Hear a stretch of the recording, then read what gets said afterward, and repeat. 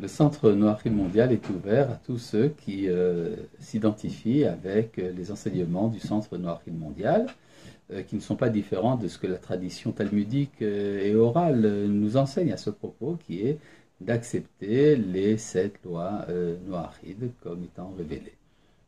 Et certains ne trouvent pas leur place justement au Centre Noachide mondial. C'est-à-dire, Certains ne veulent faire que 7 lois, certains veulent faire 30, 40 lois.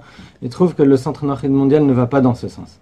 le Centre Noachide mondial encourage tout ce qui est noachide dans la mesure où cela correspond aux opinions validées par la tradition rabbinique. Quelles que soient les divergences d'opinion, il suffit que quelqu'un se sente affilié, soit fidèle à un enseignement rabbinique, même si ce n'est pas notre opinion, pour pouvoir bénéficier des enseignements et des services, si l'on peut dire, du Centre Noachide mondial. Ok, donc où est la limite? La limite, c'est dans la mesure où ce serait contraire justement à la tradition rabbinique.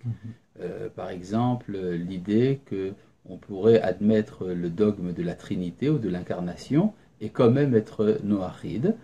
Cela est en dehors de nos opinions, ou bien par exemple pour ce qui est de l'islam, le refus de reconnaître l'authenticité de la révélation biblique est pour nous un point critique.